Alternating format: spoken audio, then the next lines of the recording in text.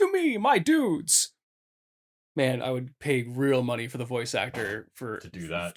For either Cyclops or Xavier to do that. Oh my god. To me, my dudes. Well, or Magneto now. That's right. Oh man, when he said it, oh man, we didn't mention it, but like when he said it, that was fucked up. Like, no, you don't get to say it. You're gonna say that. Fuck you. Fuck you.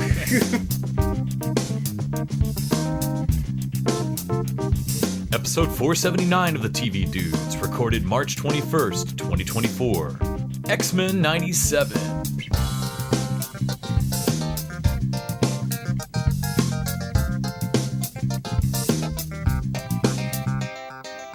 This week, we're talking about the continuation of one of the coolest cartoons of our youth, Marvel's X-Men. And there's not much happening in the world of Marvel this year, so, we're super excited. Well, I mean, are we sure this is quote-unquote world of Marvel? This is... Well, I mean, it does have that cool new Marvel animation logo at the start of it.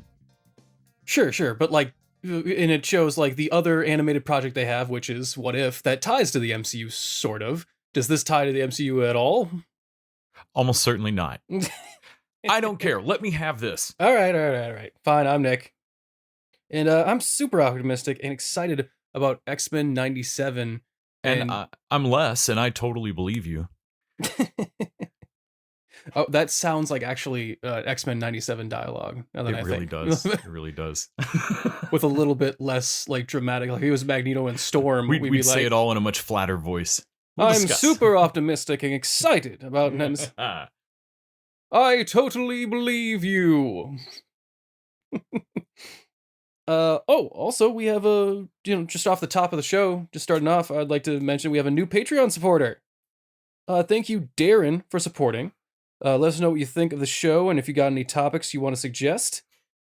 So anyway, this week, Les, I noticed our Facebook page has been quite contentious. You've seemed to have stirred the pot here in some verses. Yeah, I started a few fights. Okay. I don't actually care either On this way. week's Tuning In I with like the TV all Dudes. these shows, but the goal of the internet is to start fights. Or is it TV Dudes Tune In? TV Dudes Tune In. TV I kind of like Tune that. In? Tuning in with the dudes, tuning in with the TV Dudes, or TV Dudes Tune In is simpler. I like it simpler. TV Dudes Tune In. Run through the whole thing again real fast. TV Dudes Tune In. Well, one of the things I asked this week was The West Wing versus House of Cards. Okay. Which series do you think offers a more compelling portrayal of political life? Well, we actually saw somebody's career stop because of a scandal on House of Cards behind the scenes, so that seems unrealistic. Mm-hmm. Meanwhile, on The West Wing, we had a president who hid a medical diagnosis for like a whole season. Oh no! He that's right. He hid his. The fuck was wrong MS. with him again? Yeah, he had MS. Oh wow.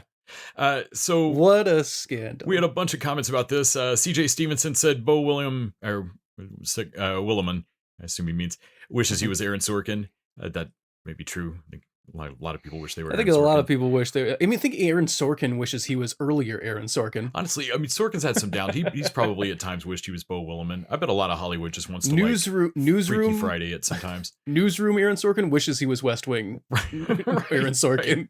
Right, we're all looking back. Danny Doggett said, "Dang, I like neither, but I'm just too jaded for West Wing. Seems like a show white people really liked. You're dead right there, sir. Oh wow, yeah, yeah. You've got it in one. When they had to add in a whole secondary Gus from fucking Psych as like the only black person on the show. Yeah, no, that's the first place I ever saw him. It was Charlie, and Charlie's fucking great. Of course, I said West Wing. David Lamplot said West Wing. John Paul Vital said West Wing was a much better show, at least the Sorkin seasons. And unlike House of Cards, didn't force us to look at a very canceled celebrity for most of its run. Well, it does. Though West Wing did make us look at Rob Lowe, who had should have ended his career, almost did in the 80s. That's right. Scandal. Mm-hmm. But West Wing versus House of Cards. I'm really glad we all jumped into the comments there. We're gonna have a bunch more of these ridiculous apples to oranges fights. Who won, or do we not? Is there no way to actually aggregate? There's no winner. Okay, so we all participated in Facebook. So what was the point of the post? To engage excitement. Man, I hate social media so much. Yeah. I do like this one. We didn't mention this though. You posted a little bit back anime suggestions. Oh yes. I thought that was interesting. That did I almost forget that? Yeah.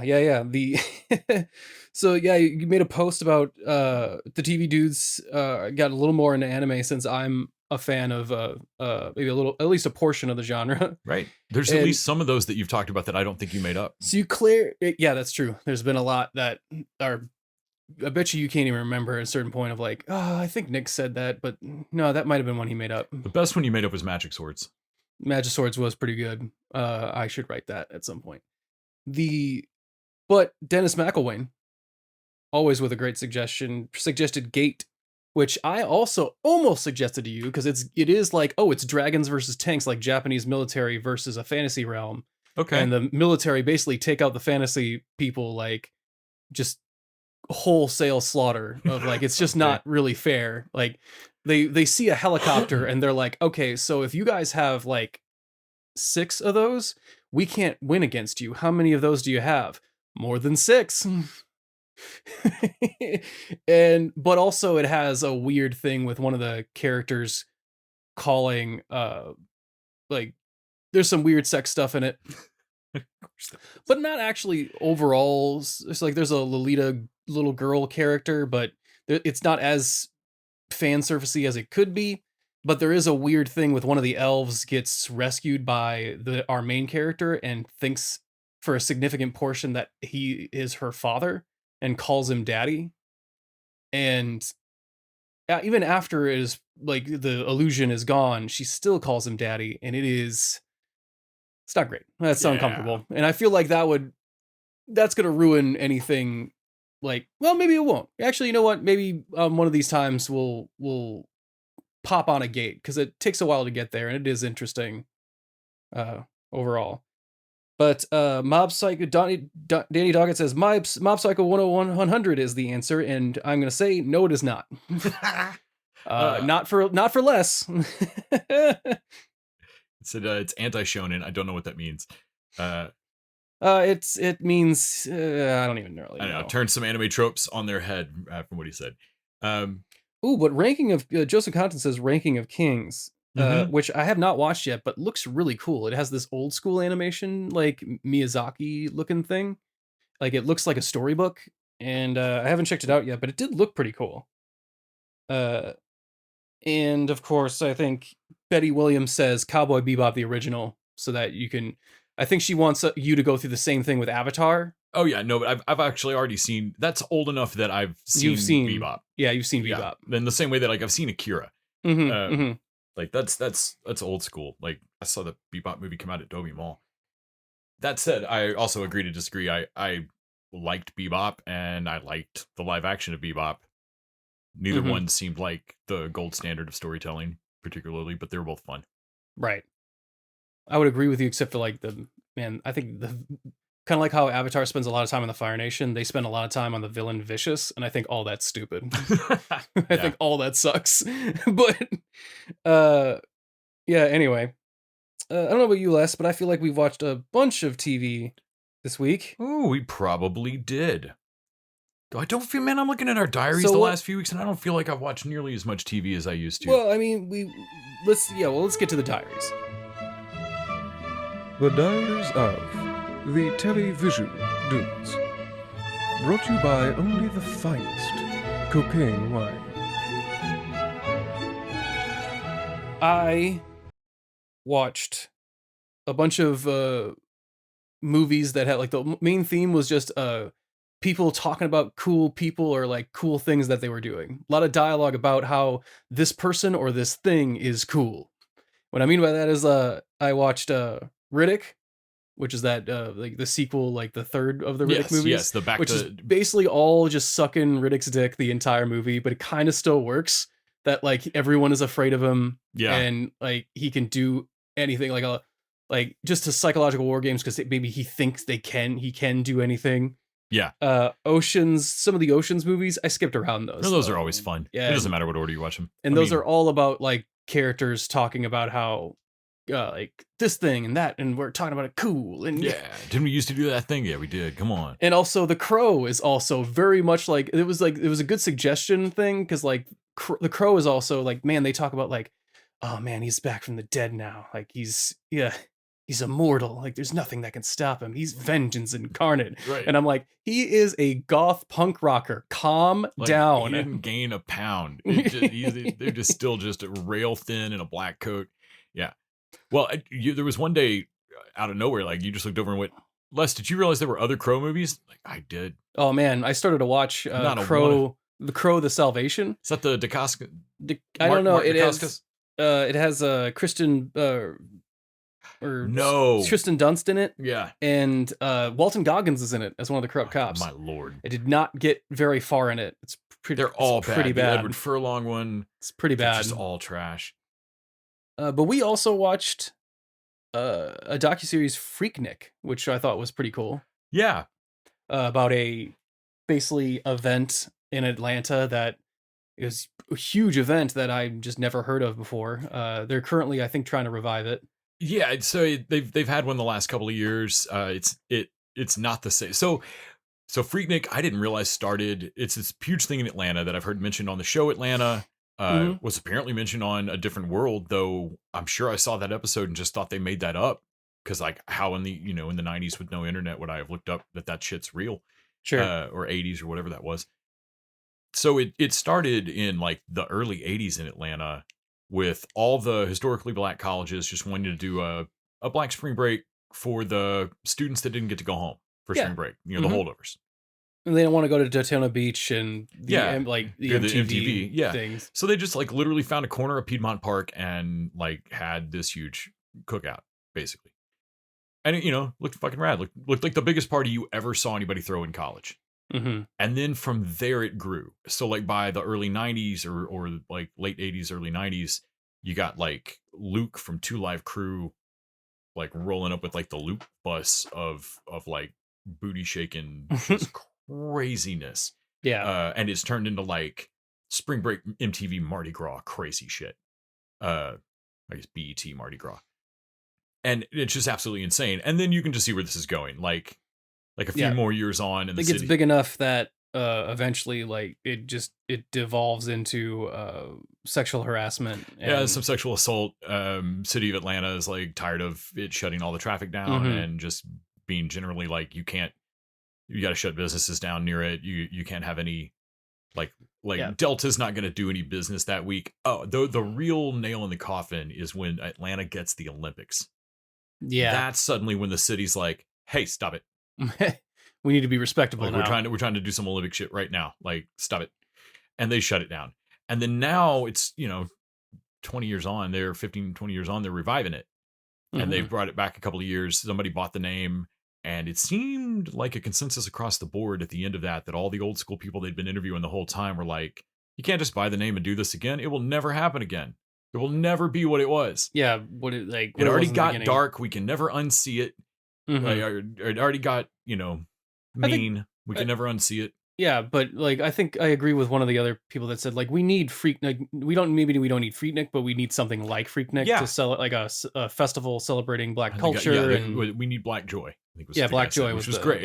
Like and absolutely, like kids need a place to be kids. Black college students need a place to enjoy that. Like you can see the roots of it and why it was needed, and then you can see it get to like this pinnacle of like holy crap, Project X level craziness. And then turn, and so it's got to be something new. I don't think they can revive Freaknik. That's always going to look like like Woodstock felt to us when I was in high school and they were starting to revive Woodstock, and like it's not going to naturally happen like that. We know that you're selling us T-shirts of this thing. Yeah, but yeah, it's a cool documentary. I believe that's on Hulu. Yes, also the TV do not believe in revivals. Speaking on the X-Men revival episode. Which, speaking of, I actually watched a couple of the episodes of just scattered around episodes of the original X-Men animated. Yeah, just to get a compare and contrast of like, because I barely remember like this feels like right when we were watching the new stuff, but I'm like, is how much of it is like just the feeling and how much of it is actually, like that. Yeah. We also abandoned another movie to like, man, that was frustrating. That does not happen very often. Not with us anyway. Where we just bail on a movie partway through, but Something in the Barn. I really had high hopes for this movie. I'd heard really good things about it from the festival circuit. It's got Martin Starr in it. He's great. Mm-hmm. It's not Red Hats. Those I think would be UK, Ireland area, if I'm remembering right. Yeah, Red so Caps this is or not whatever, Red Caps. This is Barn Elves Yeah, in Norway. Norwegian. Yeah. Yeah. It's just turned down to like not even 9, like maybe 8. I don't know. Everything in it was just slow and It's hard to describe. And again, we abandoned it. we jumped out at 25 or 30 minutes in. And no one had died yet, or other than like the first uncle or whatever that they inherit the farm from. Yeah, that's it. And that happens like the very opening. It's one of those like it was just there was nothing happening. There weren't enough characters for anyone to get hurt. everyone, and everyone was talking with the family with an expositionary dialogue of like that guy that just randomly talks to him about rules for barn elves because Oh man, that was so weird. And the net effect, it felt like I was watching National Lampoon's Christmas Vacation if at every turn they just decided to not do the joke or not do the bit. mm-hmm. Like, is there a bit in this scene? Like, oh, dad's covered the house in Christmas lights, but let's just not lean into it. Yeah. Yeah, also, the exposition was so clunky. It was really... I did see some real hate for this movie online, thinking that it was making some kind of huge political message. Sure. And granted, again, I bailed on it, Yeah. but I didn't see that coming through. Oh, you didn't see the Israel-Palestinian conflict directly involved in the Barn Elf movie? No. It seems like that's entirely Sweet stemming summer from child. somebody offhand saying that we need an Oslo Accords. That was a weird fucking... Oh my lord, when I saw that, I was like, I'm bailing on a movie. I was looking to see if I was crazy and like, Mhm. oh, are there bad reviews for this? There are. They're insane. They're insane. I disagree with the other people. Like, it made me want to go back and like this movie just because that seems silly. But no, I don't like this movie. It's bad. Mm-hmm. But not for political reasons. We also started watching Physical 100, which Netflix has put out a season 2 of, but they've split it into 3 parts. Did they do that with the first one? They did not. Okay. I don't think they did. Or maybe, I don't know, man. Maybe I don't know, we we came watched to Physical it pretty 100 way late. We watched it pretty fast, I think, when it dropped. I don't know, man. Did we not or not? I don't know.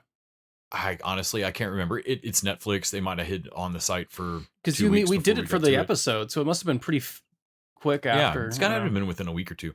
Anyway, this thing's going to be end of the month, I think, before it's all out. Yeah. Which isn't too terribly long to wait. I think they drop 2 episodes a week or something. Right, it's still really frustrating. I love Physical 100. It is so awesome. Yeah. It is my favorite only sport reality show. Yeah. I don't know why we have an Olympics. We can just do Physical 100 for my money. I think it's fucking awesome. Yeah. And the episodes they've got so far this season keep up the charm. Mhm. We'll discuss when it's all wrapped up, and we can tell you about whether Stun Gun wins it or who. Man, stun, like when you have to choose to fight a guy, like anyone with a nickname, like Just don't that's fight like, people with nicknames. It's like, Yeah. oh no, I don't want to fight a guy that got a whole moniker for how he beat up people. Right? No, that seems bad. Let's see. Also kept up on Ghosts. I have not watched this week's episode, but continues on being a fun sitcom. I've been keeping up my Magicians marathon watch. So similar to Bob's Burgers, I feel like I'm permanently halfway through the Magicians right now. Mm-hmm. They have so deeply gotten into the like, well, the thing we did last season broke all magic, so the thing we're going to do this season will bring back all magic, but not in the way we wanted to, so that's going to cause a huge problem. So next season we'll deal with that. And it's not unlike Umbrella Academy. No, or I mean it shares showrunners with Supernatural, and it definitely has that vibe too. Yeah, that makes sense. Then let's see. With Fanny, I've been rewatching Daisy Jones and the Six. I think I'm actually digging that more on rewatch. It shows just a chill 70s vibe. We finished it up. It's not very long. Amazon one season thing, miniseries. Also, I started season 4 of Fargo, which is the season nobody seemed to like. It's prior to season 5. I had only seen 1 episode of Fargo, and it was season 4 ep 1. Yeah. So I've now seen that twice. Mm-hmm. And I gotta say, with the other seasons of Fargo under my belt, it's more fun. It does still have that Florida man kind of like, hey, you got a pretty good criminal empire here. It'd be a shame if like random stupid shit just wrecked it. But that's definitely what's happening, and so it's got that same vibe. I don't understand. The show's called Fargo. I've been letting them slide on the fact that we're in really like a tri-state area on all the seasons, but this shit is in Kansas City, Missouri. Oh, come on. Like you are, man, that's you're a whole fur different piece down the that's road. That's a different accent. Come on now, like that's not Fargo. That's a different thing. Like, yeah, you might as well be on the coast. Yeah, like, it's a whole other world, and so it is a little hard to get into. Like the other seasons get away with like, oh well, there's a mob guys coming down from Fargo. Right. Like right. Fargo like, is like they're well, around. Cool. Then they're going to be here in like an Irishman amount of time. Like how long's this car trip? Why aren't you guys going to fly? Yeah. Yeah. And I think that's about all I watched. All right. Anyway, I think that's a good point to stop and mention supporting us going forward if you want to also support us like Darren did. But yeah, that's patreon.com/tvdudes. Shit. Oh, shit. I almost forgot. What? This week brought the return of Netflix. Oh, sorry. Peacock. No. Was Peacock. Now it's Netflix. It brought the Netflix's return of Peacocks. Yes. Girls 5 Ever. Girls 5 Ever. What are you waiting? 3. Oh, wait. What are you waiting? 5. What are you waiting? 5. Yeah. We got to do this together, or we're not going to get through it at all. We're not going to get through it all. Oh man. So I had watched this first season of Girls 5 Ever and thought it was hilarious, and then watched part of season 2 and for some reason dropped off. I think because Peacock was dropping it week to week, and I just missed it somewhere and it fell off my schedule. I don't know if anyone knew that Netflix was like. This just seemed out of the blue that Netflix picked this up and made a 3rd season of it, but it is, considering how Kimmy Schmidt it is, it feels right at home. And man, this 3rd season was freaking awesome. I laughed so hard at so many of the dumb jokes. They come so fast. Yeah. The speed of it is really what impressed me, especially. So we went back and watched the last episode of season 2 just to make sure we knew what the hell was going on. And then I just intended to throw one on. Like, I did not intend to tear through most of that season in one night. We were laughing our asses off. Yeah. And then I went back and tore through all of season 2 again, just to make sure I'd seen it. Yeah, it really does have like some really spectacular, sparkling dialogue. And having watched now like Something in the Barn and watching, dialogue fall flat, and I think it's like, wow, it really is the speed of it, I think. Or at least maybe a rhythm that gets there's just a blind confidence of saying your line and then not checking with anybody if it landed. Like these characters just say insane shit and move on.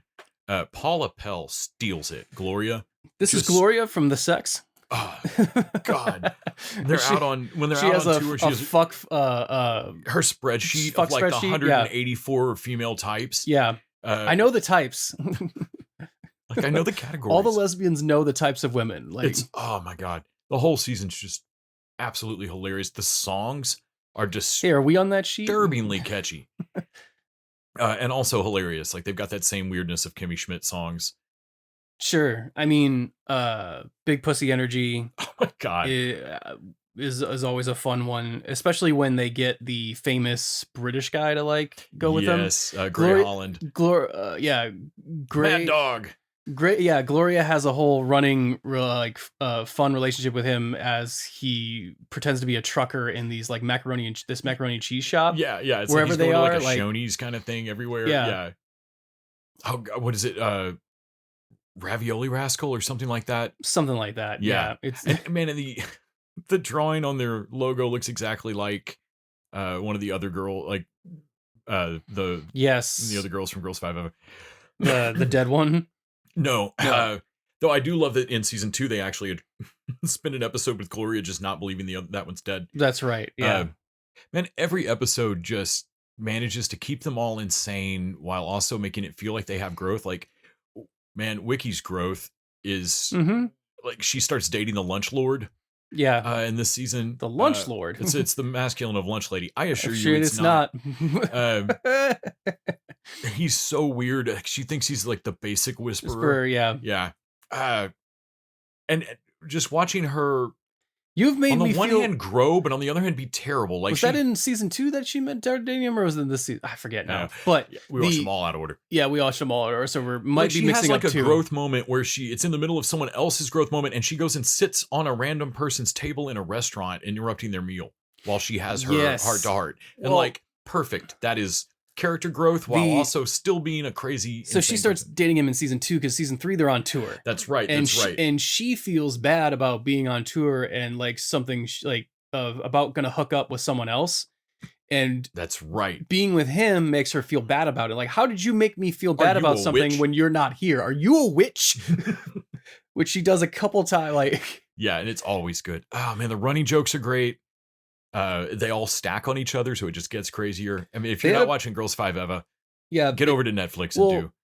There's some standout like just runners of like in the beginning episode, it's all about Fort Worth and how they love them there. Yes. So they just make up a song about Fort Worth that is just like, I think they're Googling during the song. Yeah, like stats. It's the only song anybody wants to hear, and so they need it to stretch like 40 minutes, and so they're just reading the Wikipedia page of Fort Worth. But all of them are kind of comfortable. They don't want to leave there. They're at the same divorced dad inns that like they keep staying at. Marriott Divorced Dad Sweetlets. Oh man, there's birthday presents in the vending machine, just in case you forgot. Do you think that looks good for an 8-year-old? No, you want an F-13. You want F-13. That's right. Summer is like yeah. This like she's trying to be her own girl boss this season, so she gets her own tooth thing that glows. Like makes her God, mouth I could glow. rewatch that episode right now. Man, across the episode, her teeth just get wider and wider until no one can look directly at her. Yeah, it's like the Ark of the Covenant. Yeah. Oh man, that's the same episode that she burns all her clothes because she's let everyone pick her outfits always. And yeah, there's just a random lines too of like when Gray, what's his name, like goes off Gray stage. Holland. Gray Holland is like, "Keep me in your basement," which just a random fans yell. Yeah. But I think what like one of the standout jokes was the Streamberry they've mentioned a couple times. Oh man, that 1 minute clip where every time she turns around or looks away. Yeah. Anytime that the 3 executives are out of her sight, they change. Yeah. Sorry, we've been bought out by Sturvin Plus or whatever the fuck. It's like Brad and Jennifer's. I'm also Brad, but like I'm a different Brad though. Yeah, different Brad. Oh, and then it's like Jennifer, and these are the Brads, and like the positions keep shifting until at the end, like original Brad steps back in and like, I had a really great stint at Amazon, but now I'm back. The sign behind them keeps changing. And they keep having to check like it's now Styburn Plus, and then it's with Showtime is now. Honestly, if your show just jumped off Peacock, which might soon merge with Paramount to become the Mount Cock network. Wait, that's probably taken. It's probably taken by Spike or somebody. Cockmount. Cockmount. That's probably safer. Then this is a great bit to put in because, like them or not, Netflix is Netflix. Yeah. I do like where they end the season too, because they can't learn. If they learn the lesson they need to learn, the show's over. Stop doing this dumb shit. Because the only lesson the show can portray is that this fame is fleeting and not worth chasing. I feel like anyway, because honestly, they're excited about things that are like genuinely sad. Like they they end it with her Kate, like Wiki Kate Bushes. Like, oh my god, you're Kate Bushing, because one of her earlier songs, the finale episode of The Crown, uses something off Yesternights, her solo which album. was an unfinished one because it was like, come on, Wiki, you can admit you rushed that to market, and it's like lyrics coming later, refrain here, insert refrain here, insert refrain here is like a single, it's. So I like that they leave it off on a cliffhanger of like whether or not they choose that. I'm like, okay, if we don't get picked up, you can assume that they didn't go and they learned their lesson and they all lived on happier lives. Or if we get picked up for a season, they didn't learn their lesson. Fuck that. Which I thought, because the episode where they play a gig for the Sweet 16 girl, or like the girl that like wants to relive her 16-year-old life, like, and has a sweet and low daddy. Yes. Oh my god. And they're like everything wrong. They keep thinking everything wrong with her life It's because is of them. directly out of one, and it is parallel, like one for one. And Out she of their gives songs. the greatest version of like defense of any of those storylines I've ever seen. Of like, no, you remind me of a time where my life was less complicated and I didn't have to worry about so much. Yeah. This doesn't really have anything to do with you. I just want to feel like that again for an hour. I could have picked any poster from when I was in 8th grade, and you guys were it. So do you want this or not? Like, do you want the yeah? But like on the end of that, what's their main one's name? She should learn like that to embrace the kind of cheesiness of their original stuff. And she kind of learns that, but also doesn't. So I think that I would like to see Girls Forever get picked up for 1, maybe 2 more seasons, but I think there's a diminishing returns a la Archer of like, they can only grow and change so much. Yeah, Dawn's the main. Yeah, Sarah Bareilles. Also, she's pregnant this season. Yes. And, which is pretty great. Like, actually, you're the youngest, we're in New York. Yeah, you're the youngest woman, you're in New York, man. Everyone waits. In progress. Vamping. Ooh, vamping. Lonely nights. Anyway, I think now is a good time to, again, mention the TV Dudes at patreon.com/TV Dudes. And so, yeah, you're only charged for the bonus eps. So you get charged for 1 a week. Yeah. So, So just for and you get twice the show, baby. Yeah, $4 a month is going to give you twice the TV Dudes. Mm-hmm. And you'll be helping your favorite podcast or your second favorite podcast or wherever we rank on it. We can at least manage to, whenever Peacock and Paramount combine and raise their price by $1 or $2.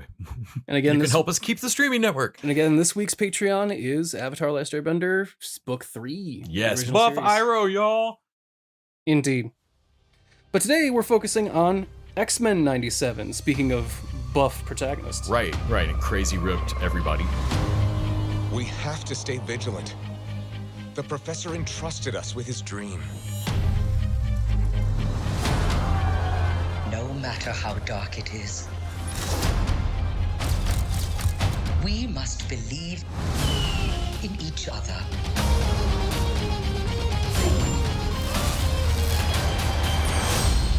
To me, my X-Men.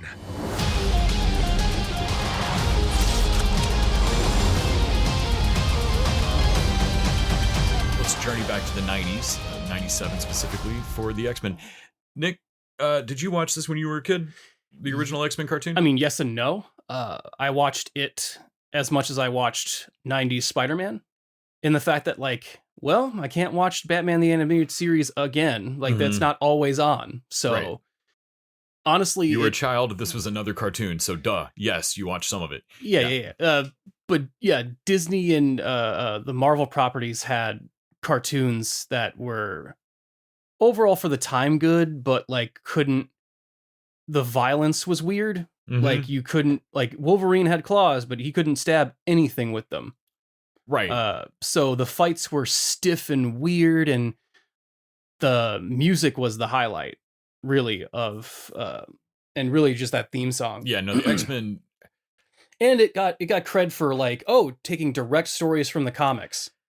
I think that's what pissed me off about it, honestly. The age I was a big snob about comic art and what I wanted animation to look like, and I despised the line work and like the way that X-Men 97 looked. I don't care if Professor X's eyebrows are kind of comic correct to the old X-Men. They look drawings. pretty bad. They look terrible. What is wrong with them? Is this superpower creepy eyebrows? I hated it. All of the line weights for the shadows looked weird. I hated it. But it was irksome because it's the only show that I'd ever seen at that point that just unabashedly just pulled perfect plot lines nearly directly from comics. Like if you wanted to see an X-Men show done with the, more or less keeping a plot intact, here's a pretty good Days of Future Past. Like, here's a pretty good Age of Apocalypse kind of shit. Like, they did these things, so I kind of put up with it occasionally, but I still only saw them in bursts. I'd see like an episode here or there, because by the end of it, I'd be just groaning about the shitty art. Yeah. What I noticed from my rewatch too is that in contrast to these, It at doesn't least bother me as much anymore. these opening episodes, they have everyone in them. Yeah. And that's not the case for a lot of the episodes. Like the whole first season of the original Beast is literally just in jail. Yeah. Morph's dead. Yeah. Like for most of it, like, and also even then when they go when a storyline goes on just a one episode storyline and it's not an arc or whatever, they pick 3 X-Men and that's basically it. Yeah. Oh, we were trying to figure out one episode we watched, like, did you guys save money by not having Scott or Jean? But no, they had them show up for one line. They just didn't use them. It feels like either a failure of writing or producing for a show that is known for its pretty good writing. Well, it was the fantasy episode where we saw fantasy versions Jubilee of, had like, and I was like, oh, cool. But we saw the fantasy versions of Wolverine, Gambit, and Jubilee and Magneto in the first opening like 10 minutes. like boom. And then no one else got introduced ever. Yeah. And I was like, wait, that's the whole point. Like, we did a what if on this that was exactly the right version of this. And there's so many X-Men to pull from. Just do it. Just do the deep bench every time. So that's the original. I never in my life expected them to not do a new X-Men cartoon. Obviously, they were going to do that. They've done Absolutely. what, 12 or 15 or 83 They've done Spider-Mans. at least 2 into since the 97. Yeah, and then we've had X-Men Evolution. We've had Pride of the X-Men. I did not expect them to continue the 90s X-Men, and mostly I'm blown away that they have for some reason kept the pace and the style of the dialogue, and it feels like more 90s cartoon, except that they slightly fixed the artwork so that I'm not consistently annoyed. It's a little smoother and the animation's a little bit better, especially during fights. Like fights are really highlighted. Yeah. Standing around and talking scenes are still pretty stiff. So what worked best? Full on best thing that they did here was the use of powers in fights. The X-Men 97, the new show, if you don't watch it for any other reason, you should watch it for the fight scenes because you're going to get to see Cyclops, mostly Cyclops, do shit with his powers that I've wanted to see in motion since reading these comics as a kid. Yeah. Like it's a concussive blast. And he uses it to move around. Right. Well, first he's using it to like move and push himself around in a fight. Like to like push, like to jump backwards, but like extra jump. And then we see him, everybody bails out of a plane, X-Men style. And Scott just falls face first towards the ground and waits for the right moment to just unleash. Like, God help whoever owns that land. I hope there's no like gas main or anything underneath that. Like, he just craters this fucking spot and lands in like a sweet 3-point. Absolutely. Like, to me, my X-Men, and that's where that's the line, and the theme kicks in, and you're man. like, oh shit! It was awesome. I got chills. It was great. It was everything I wanted from X-Men. I still can't believe how stilted some of the dialogue is. Oh my god! So I wanted to bring this up too. Like, I get what they're doing and they're bringing back the original voice actors. Yes, which on level is really cool. You can feel the age in some of them more than others, but it's cool. But the dialogue is like, oh yikes! Some of it. Well, like I know Rogue absorbs powers, but I didn't realize that she could absorb like whatever lets a diner waitress be immune to cigarettes. Because she just sounds like she's been chain smoking. Everyone's been a little interim. Everyone got a lot older in the year gap of the storyline, and I'm not saying they're not still cool voice actors, but it's weird hearing them voice these characters still. Well, even then, just the dialogue, how it's written is and it's Storm can kind of carry it off considering she has lightning backing her up, and she was worshipped as a god. So when she talks weird, it's fine. Magneto gets on my nerves a little bit as far as like everything is a speech with him, but then I'm like, well, but then again, Charles was the same way. Yeah, and Magneto is kind of this guy. But where it hits everybody else, everybody's stilted as far as Logan is the one like this, and and it seems like, man, I honestly in the original show I thought we'd made more progress in not being mad at Scott and Jean. At a certain point, Scott calls Jean like darling, as when he comes into the delivery room for the baby. He's like, Jean, darling, I'm here. And I'm like, Jean, what? Where? What time period? That's not even 90s ism. I guess not to call her babe. Like, what? You can just say Jean, you weirdo. So Jean's pregnant, and then but big spoiler or big reveal on these first 2 episodes is she's not Jean. Or Yeah. there's another Jean. Maybe she's They Jean. did a maybe the similar other Jean. thing in Yeah. the 90s Spider-Man cartoon for a minute. There was a clone of Mary Jane. Yeah. That was actually a Hydro clone from like Hydro Man. And so like everybody's speculating on what comic plots they're about to bring up. What are they doing here? Like we just did Trial of Magneto. He's in his outfit from X-Men 200. They're apparently going to do a romance between him and Rogue, or they're hinting at something like that. Yeah, and they've done that before. And honestly, that's another point of like, man, so I really enjoyed this. Don't get me wrong here. There are certain things that I wish would have gotten updated. And some of it is the inherent soap opera-ness of X-Men. Yes. Oh my God. When they're in the middle of a giant fight and Logan's driving Jean to the hospital in the Jeep. Well, Scott abandons that fight. And it's not like it doesn't have consequences later, and no one seems to bring it up. Yeah. Scott and Rogue, like the powerhouse of the team, one of the big hitters, flies him to the hospital because Storm says they got this, and Storm and Magneto are in the same room. They think they've got this. Yeah. And I'm like, I get it, but also like, hey, had you stayed there, maybe Storm would have lost her powers, which is another thing of like, I know they did it for a story thing, but I'm sad that we just saw the last of her powers. I love that Storm finally got to be portrayed as powerful as she is. She's terrifying. There's that Sentinel fight where she makes the sand glass. That was again, with the lightning. Chills. It was badass. But now she's depowered, and you know she's going to stay that way till for nearly most the of end. the season. Yeah, at least. This is Beast in jail again. Yeah. Yes. Oh, you're absolutely right. They've put another character in story jail. Yeah. Like, and I get like you want one of the characters to be the most powerful characters is now depowered. And she had a conversation with Jean before. That was actually one of the better conversations as far as I'm ashamed to say this, but I want my kid to be normal. I don't want them to be a mutant. And like that was like Storm's like, hey, that's we've all wondered. Yeah, we've all wondered about that. It's a fantasy. And like in Storm's like you can tell Storm's like it's a fantasy of like, but I never really wanted to be human, which is like the next episode. Right. But also I'm like, she's not even going to be around. Like she ditched out because she didn't want the Jean and Scott to stay around, which they're going to stay around anyway. They have to. Like, this is the fucking story. Yeah. Oh my God. That did torture me for the first 2 episodes. Like Jean and Scott are like, well, with the maybe we professor should gone, leave maybe the we should just mansion. leave. Maybe we should leave. It's adorable. Well, that we you should two mention think there's that any life outside of this. Magneto being the leader is really interesting, and I don't care what the logic is. It's so shitty to Scott and Jean. It is. Like, even Storm, I'm like, Storm can't be a leader? We just watched The Gentleman, and that's all I could think of was like, you guys know you were supposed to have inherited this place. Yeah.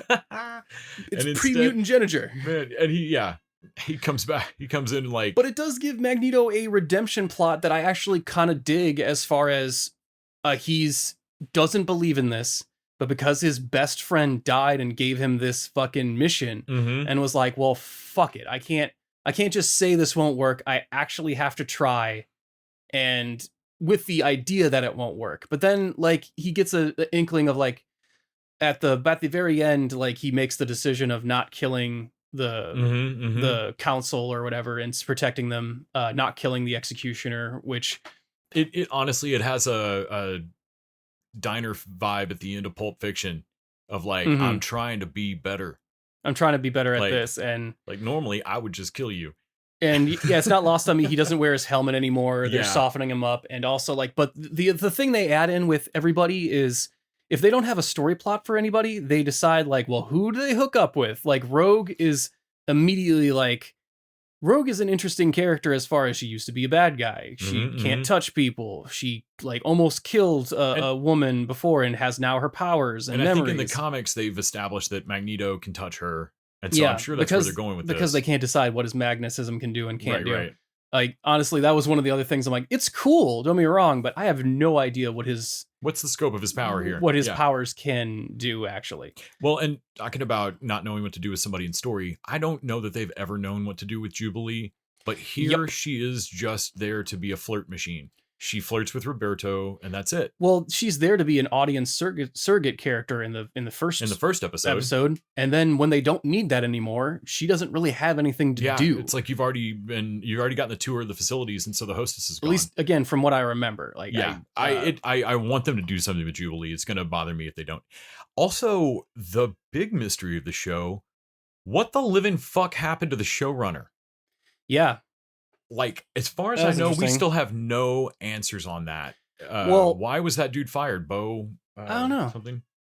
It is more, the racial allegory has been left to the side to be more of an LGBTQ allegory now. Like, they're definitely hitting that more, especially with Roberto and how he's handled.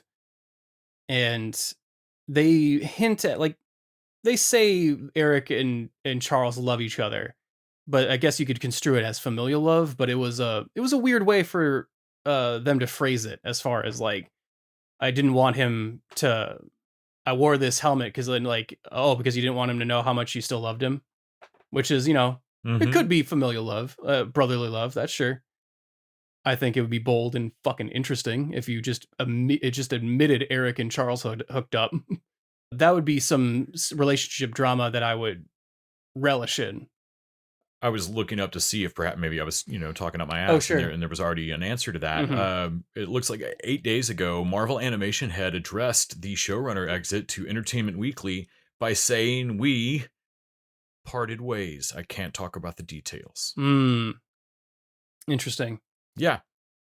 Yeah, something to do Bo with DeMeo, he wrote seasons 1 and 2 of this thing. Like, they've already got storyboards and shit for season 2. Like, it's his stamp all over. It's not like Avatar, where the original creators bowed out because they weren't really like creative differences, and you could tell like there was writing decisions. And dude loves X-Men, like is a huge X-Men nerd. Not so really, like, I don't know what happened there. And like, yes, he had an OnlyFans, but that was all known. Like, that's been known for a while. Like, yeah, if you want to go find shirtless photos of Bo DeMeo, you absolutely can. But again, all previously known before he got the job. There's some things that are exactly the right level of cheesy in this. And like Cyclops wearing that dumb hat over his visor when they're playing wearing basketball. A ball cap when you're playing basketball. Yes. Yeah. And then there's some stuff that's like, or also like Wolverine and Morph being like surrogate buddies. Yeah. I was like, oh, that's kind of cool. That gives something for Morph to do. Right. Like, which is funny because he keeps turning into other people. Like, he turns into Charles Xavier, like he's kind of an asshole. Right. Like, he's a real dick. But like, too soon, buddy. But I think maybe he's not dead. He's with the Shi'ar, but maybe they still, like, it's not great. It's not cool. Too soon. But I'm like, okay, maybe that's what him and like Logan have in common, like this acerbic nature, and like Logan gets his comedy, maybe, or just is willing to tolerate it. And there's moments of like when Storm hears thunder for the first time without her powers. It was really genuinely wonderful. It was really good. Yeah. First time that she's ever been surprised by weather in her life. Yeah. Or as long as she can remember. I think mutant powers activate when you're like... Yeah. I honestly, so I know there's a thing. Madrox had his powers at birth. I know there's a handful of mutants, but yeah, I guess Storm either way, really it gets the idea across of like she can't remember a time where thunder surprised her, where it was not either in control or in her periphery of like knowing about it and like feeling it. And I like that more than when she initially gets hit with the laser. It's a tense moment, but she also flails around on the ground a lot. Okay. The end. Right. Also, she's, I can't feel the breeze. And I was like, yeah, the other one, I think maybe we could have just got by with the other one. Right. Like, right. I can no longer feel the breeze. And it's, yeah. I know she's a more, what do you call it? Verbose character. Right. But still. It's one of those things that I wish they would pull back from and decide also how dangerous people are, because Executioner could beat up Cyclops and get collars on some of the X-Men so she could beat up like... But then again, I'm like, wait, wasn't Rogue there? Shouldn't Rogue punch him once and it be done. Like, yeah, I mean, isn't Rogue having to pull punches to not kill people? And also, like, yeah, Storm has to jump in front of this laser bullet, and I'm like, with all of your godly powers, Right. no other. You couldn't have struck him with lightning from across the room. Nothing. You're like, you're in a I mean, mega I know level. why mutant. she jumped there. It was plot reasons, but Yes. still, like, come on. Yeah. She wasn't even close to Magneto. She had to fly down there. Like, I am excited to get one of these a week for a little while. There's a steady drop of them. I want them all right now. I would watch them all tonight. well, I'm actually glad they dropped the hint on the clone Jean. Oh yeah. Because now I'm like, okay, cool. So that Jean has also now had the baby. Right. So no matter which one of them is the clone, yeah. we get a fully realized Jean Grey now that can be in part of missions and suit up. Yeah, I am glad that they're just moving through this. There's 10 episodes. They don't have time to dilly dally. Let's get through some crazy ass X-Men story. I do hope that if we're not going to see Storm, but then again, I'm like, maybe I don't want to see other characters. Maybe I just want them to focus and give these other characters others to do. But I do miss Colossus and Nightcrawler and Kitty Pryde. I was shocked that Kitty was not there. No, there's some for me core X-Men that are missing. That are like, yeah, but again, that's so weird. It always depends on when you started reading X-Men. Hundreds of fucking X-Men. So yeah. Yeah, I am cautiously optimistic. Yeah, same. I loved a lot of it.